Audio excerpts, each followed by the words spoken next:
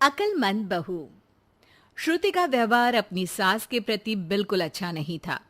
वो अपनी सास को सिर्फ घर पे बोझ ही समझती थी। इतना राशन लाना पड़ा इस महीने, पैसे आते हैं हाथ में और चले जाते हैं, और ऐसे में आपकी माँ के खर्चे अलग। ऐसा कितना खर्चा करवा देती है माँ, हैं? और वैसे भी तुम तो कमा नहीं रही हो ना। आखिर तुमने बोल ही दिया ना कि मैं पैसे नहीं कमा रही हूँ। दिखा ही दी मुझे मेरी औकात। जता ही दिया ना कि मैं किसी काम में नहीं आती हूँ। अरे तुम गलत समझ रही हो। मेरा कहने का मतलब था कि तुम हर बात का इल्जाम माँ पर मत लगाया करो ना।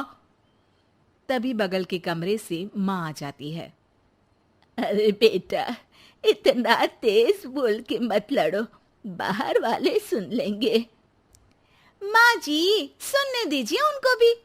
उन्हें भी तो पता चले कि आपकी वजह से घर में पति पत्नियों के बीच में कैसी लड़ाइयाँ होती हैं। अरे बहू, मेरी वजह से? मैंने तो तुम दोनों को कभी ये नहीं दिखाया कि मेरे लिए लड़ो।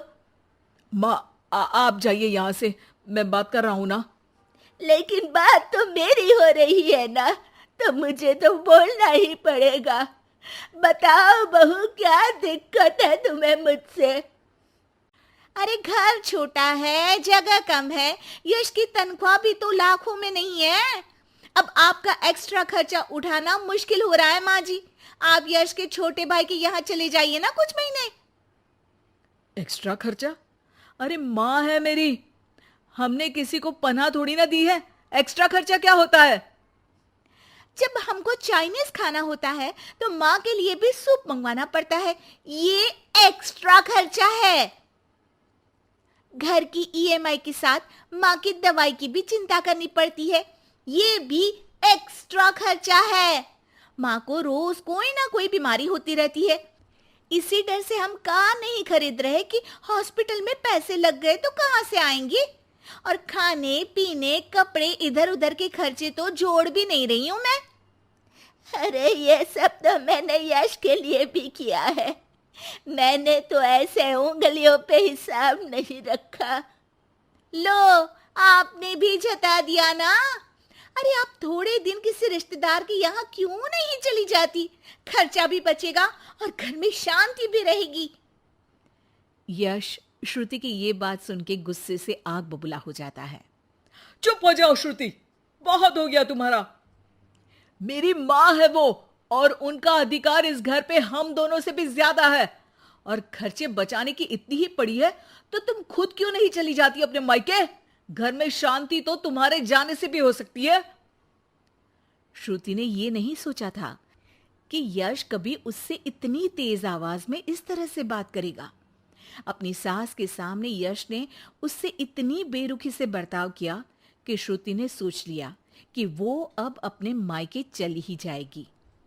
अगले दिन जब यश ऑफिस गया हुआ था, उस वक्त श्रुति वहां से मायके चली गई। माँ, कैसी हो? अरे बहू के राज में जी रही हूँ बेटा, अच्छी ही हूँ। तू बता, अचानक कैसे आ गई? अरे सास से खिटपिट हो गई। मैं थोड़ी देर वहां नहीं रहूंगी घर में तो अकल ठिकाने पे आ जाएगी उनकी। हाँ हाँ, जितना रुकना है रुको, आप ही का तो घर है। अरे भाभी कैसी हो? दिखी ही नहीं तब से। आपकी माँ के लिए दवाई खरीदनी थी तो लेने गई थी। माँ, तबीयत ठीक नहीं है क्या? अरे बेटा, बुढ़ापा है, बीमारी तो आनी ही है। अरे पर आप तो एकदम तंदुरुस्त रहती थी, आपको कैसे कुछ हो सकता है? आप खुश तो हो ना माँ? ये क्या बात हुई? खुशी तो रखते हैं, कोई रुलाते थोड़ी ना है आपकी माँ को। हाँ बेटा, खुश ही हूँ। माँ ये कहते हुए जरा भी खुश नहीं थी। थोड़े दिन श्रुति वहां रुकती है। एक दिन जब वो अपने भाई के साथ बाहर से कुछ सामान लेकर कार में आ रही होती है, तभी भाई पूछता है, कब जाने का प्लान है? अरे भैया, अभी तो आई हूँ। हाँ हाँ, वो तेरी भाभी पूछ रही थी कि कब जाने वाली हो। मतलब जाने से पहले बता दोगी तो अच्छा रहेगा, हम तैयार रहेंगे। एकदम जाओगी तो बुरा लगेगा ना। हाँ भैया, बता दूंगी भैया। अच्छा, वैसे हुआ क्या था तुम्हारे और तुम्हारे पति के बीच? हमारे बीच कोई लड़ाई नहीं हुई थी भैया। वो तो सास की वजह से लड़ाई हुई, इसलिए आना पड़ा। आप चिंता मत करिए, मैं जल्दी चली जाऊंगी। अरे नहीं नहीं, रुकना। अरे तू घर में है तो शांति भी रहती है। क्या मतलब? अरे मत पूछ श्रुति, आए दिन माँ और तेरी भाभी में नोक झोंक चलती ही रहती है। तेरी भाभी का कहना है कि माँ का खर्चा बहुत होता जा रहा है घर में। अब माँ की क्या गलती है? बीमारी किसी से पूछ के थोड़ी ना आती है। तेरे सामने वो कुछ नहीं बोल रही है, तेरे जाते ही माँ को ताने मारने लगेगी। और आप कुछ नहीं बोलते? मैं बोलूंगा तो मायके चली जाएगी गुस्से में। श्रुति ये जवाब सुन के चुप हो जाती है। उसे एहसास होता है जैसे ये उसकी भाभी की नहीं, उसी की बात हो रही है। पर भैया, आपकी तो इतनी अच्छी जॉब है, पैसों की कोई दिक्कत नहीं है, फिर भाभी को क्या दिक्कत है? अरे किसी को पालने के लिए मन में प्यार होना चाहिए श्रुति। जेब का पैसा भी जरूरी होता है, लेकिन नियत हो तो कम में भी खुश रहा जा सकता है। श्रुति उसके बाद कोई सवाल नहीं करती है और जाके सीधे अपने भाभी से कहती है, भाभी, आप माँ को अच्छे से नहीं रखती हो। भैया इतना कमाते हैं, फिर भी आप माँ को सिर्फ इसलिए ताने मारती हो क्योंकि उनकी बीमारी के कारण घर से पैसा जाता है। आपको मेरी माँ से लड़ना नहीं चाहिए भाभी। अच्छा, तुम इतनी समझदार हो तो अपनी सास से क्यों लड़के आई हो? श्रुति की आंखों के सामने वो सारे पल आ जाते हैं जब जब उसने अपनी सास को परेशान किया। वो उसी वक्त अपना सामान पैक करती है और जाने लगती है। अरे तू तो रुकने वाली थी ना श्रुति।